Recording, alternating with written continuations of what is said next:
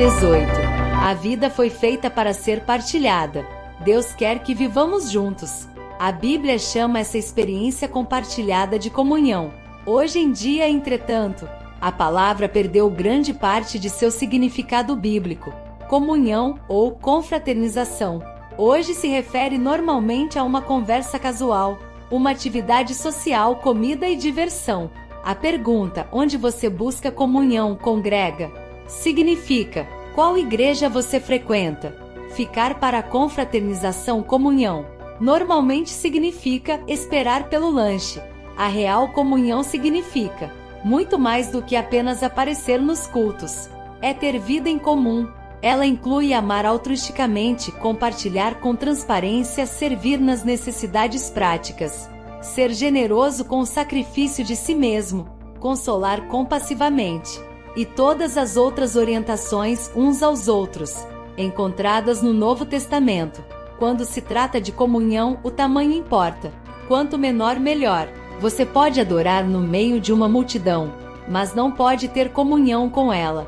Quando um grupo se torna algo maior do que 10 pessoas, alguém deixa de participar, normalmente o mais pacato, e umas poucas pessoas acabam dominando o grupo. Jesus ministrou no contexto de um pequeno grupo de discípulos. Ele podia ter escolhido mais, porém sabia que 12 estava em torno do número máximo de pessoas que um grupo pequeno pode conter, para que todos possam participar. O corpo de Cristo, assim como seu próprio corpo, é na verdade um conjunto de muitas pequenas células. A vida do corpo de Cristo, tal qual o seu corpo, está contida no interior das células. Por essa razão, todo cristão deve estar envolvido em um pequeno grupo dentro de sua igreja, seja um grupo de comunhão nos lares, seja uma classe de escola dominical, seja um grupo de estudo bíblico. É ali que ocorre a verdadeira comunhão, e não nas grandes reuniões. Se você imaginar sua igreja como um navio, os grupos pequenos são os botes salva-vidas presos a ela. Deus fez uma fantástica promessa a respeito de grupos pequenos de crentes. Pois onde se reunirem 2 ou 3 em meu nome, ali eu estou no meio deles. Infelizmente, mesmo estar em um grupo pequeno não lhe garante experimentar uma comunhão real. Muitas classes de escola dominical, bem como grupos pequenos, ficam presos à superficialidade e não fazem ideia de como é experimentar a verdadeira comunhão. Qual é a diferença entre a comunhão verdadeira e a falsa? Na comunhão verdadeira, as pessoas encontram autenticidade.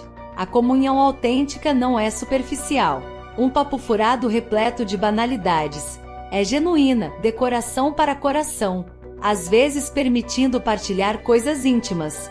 Ela ocorre quando as pessoas são verdadeiras sobre quem são e sobre o que está acontecendo em sua vida. Elas dividem suas mágoas, revelam seus sentimentos, confessam suas falhas, dão a conhecer suas dúvidas, admitem seus medos, reconhecem suas fraquezas e pedem ajuda e oração. A autenticidade é exatamente o oposto do que você encontra em algumas igrejas.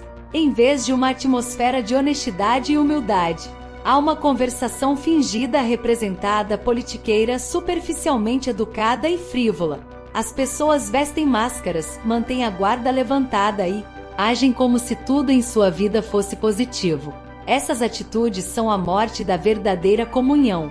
É somente quando somos abertos sobre nossa vida que experimentamos a real comunhão. A Bíblia diz: se porém andarmos na luz, como Ele está na luz, temos comunhão uns com os outros. Se afirmarmos que estamos sem pecado, enganamos a nós mesmos. O mundo pensa que a intimidade ocorre na escuridão, mas Deus diz que ocorre na luz. As trevas são usadas para esconder ferimentos, erros, medos, fracassos e falhas. Mas na luz, nós os trazemos todos para um lugar aberto e admitimos quem realmente somos. Naturalmente, ser autêntico exige tanto coragem quanto humildade. Significa enfrentar seu medo de exposição, de rejeição e de ser novamente magoado. Por que alguém correria tal risco? Porque é a única maneira de crescer espiritualmente. Nós só crescemos assumindo riscos. E o mais difícil risco de todos é sermos honestos com nós mesmos e com os outros. Na verdadeira comunhão, as pessoas encontram reciprocidade. Reciprocidade é a arte de dar e receber, é depender um do outro. A Bíblia diz: a forma em que Deus estruturou os nossos corpos é um modelo para compreendermos as vidas reunidas como igreja. Todas as partes são interdependentes. Mutualidade é o coração da comunhão. Edificar relacionamentos recíprocos. Dividir responsabilidades e ajudar uns aos outros. Paulo disse: quero que nos ajudemos uns aos outros. Com a fé que temos, a vossa fé me ajudará, e a minha fé os ajudará. Todos somos mais constantes em nossa fé quando outras pessoas caminham conosco e nos incentivam. A Bíblia ordena que haja prestação de contas, incentivo recíproco, mútuo atendimento e honra recíproca. Por mais de 50 vezes ao longo do Novo Testamento, somos orientados a realizar diferentes tarefas uns aos outros e entre si. A Bíblia diz: esforcemo-nos em promover tudo quanto conduz à paz e à edificação mútua. Você não é responsável por todos no corpo de Cristo, mas é responsável para com eles. Deus espera que você faça tudo o que puder para ajudá-los. Na verdadeira comunhão, as pessoas encontram compaixão. Compaixão não é dar um conselho ou oferecer uma ajuda rápida e superficial. Compaixão é penetrar e partilhar a dor dos outros. A compaixão diz: compreendo o que você está passando, e o que você sente não é estranho ou absurdo. Hoje em dia algumas pessoas chamam isso de empatia, mas a palavra bíblica é compaixão. A Bíblia diz: como povo escolhido de Deus, revistam-se de profunda compaixão, bondade, humildade, mansidão e paciência. A compaixão alcança duas necessidades fundamentais dos seres humanos: a necessidade de ser compreendido e a necessidade de ter seus sentimentos confirmados. Toda vez que compreende e confirma o sentimento de alguém, você constrói comunhão. O problema é que estamos frequentemente tão apressados em corrigir as coisas que não temos tempo de sentir compaixão, ou ainda estamos preocupados com nossas mágoas. A autopiedade esgota completamente a compaixão pelas outras pessoas. Existem diferentes níveis de comunhão, e cada um é adequado a um momento diferente. Os níveis mais superficiais de comunhão são a comunhão de colaboração e a comunhão de estudo da Palavra de Deus em conjunto. Em um nível mais profundo está a comunhão de serviço, como quando ministramos em conjunto, em viagens missionárias ou em obras de caridade. O nível mais profundo e intenso é a comunhão de sofrimento, quando entramos na dor e no sofrimento uns dos outros, e carregamos os fardos uns dos outros.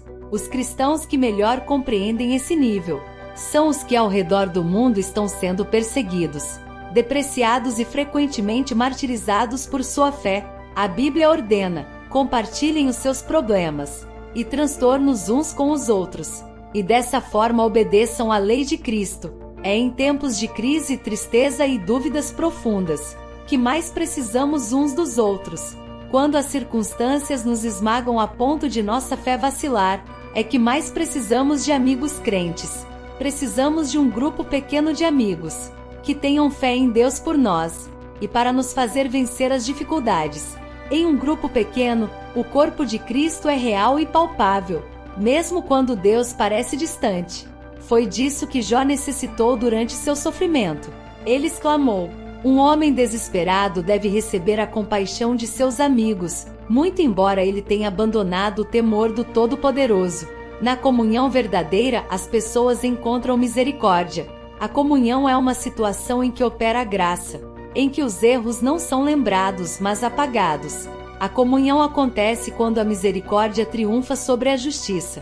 Todos precisamos de misericórdia, porque todos tropeçamos e caímos e precisamos de ajuda para voltar ao caminho. Precisamos oferecer misericórdia uns aos outros e estar dispostos a recebê-la uns dos outros. Deus diz: quando as pessoas pecarem, vocês devem perdoá-las e confortá-las, para que não sejam vencidas pelo desespero. Você não pode ter comunhão sem que haja perdão. Deus alerta: jamais guardem rancor, porque amargura e ressentimento sempre destroem a comunhão.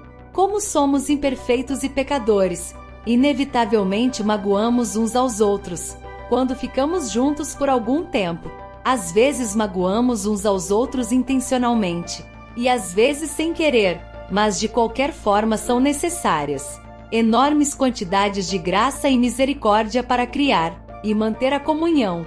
A Bíblia diz: vocês precisam ter consideração para com as faltas um dos outros e perdoar aos que lhes ofendem. Lembrem-se, assim como o Senhor lhes perdoou, vocês devem perdoar aos outros. A misericórdia de Deus para conosco é um estímulo para mostrarmos misericórdia com os outros. Lembre-se, jamais lhe será pedido que perdoe alguém mais do que Deus já lhe perdoou.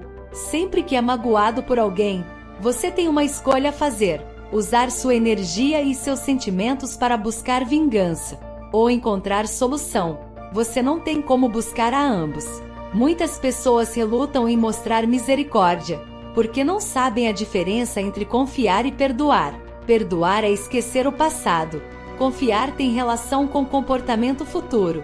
O perdão deve ser imediato, tenha ou não a pessoa pedido por ele. A confiança deve ser reconstruída com o transcurso do tempo. Confiança exige antecedentes. Se o magoam repetidamente, Deus lhe ordena que perdoe imediatamente. Mas não se espera que você volte a confiar imediatamente, ou que continue permitindo que tais pessoas o magoem.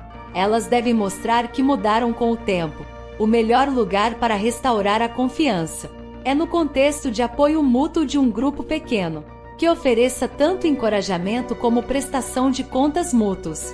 Existem muitos outros benefícios que você irá experimentar ao fazer parte de um grupo pequeno, comprometido com a verdadeira comunhão. Essa é uma parte essencial da sua vida cristã, que não pode ser ignorada. Por mais de 2000 anos, os cristãos têm se reunido regularmente em grupos pequenos para buscar comunhão. Se você nunca fez parte de um grupo ou de uma classe como essa, não sabe o que está perdendo. No próximo capítulo veremos o que é necessário para criar esse tipo de comunidade com os outros crentes. Mas espero que este capítulo o tenha deixado ansioso para experimentar a autenticidade, a reciprocidade, a compaixão e a misericórdia da verdadeira comunhão. Você foi criado para viver em comunidade. 18º dia. Pensando sobre meu propósito. Um tema para reflexão. Preciso de outras pessoas em minha vida. Um versículo para memorizar. Compartilhem os seus problemas e transtornos uns com os outros, e dessa forma obedeçam à lei de Cristo. Uma pergunta para meditar: que passo posso dar hoje para me unir a outro crente, de forma mais íntima e verdadeira?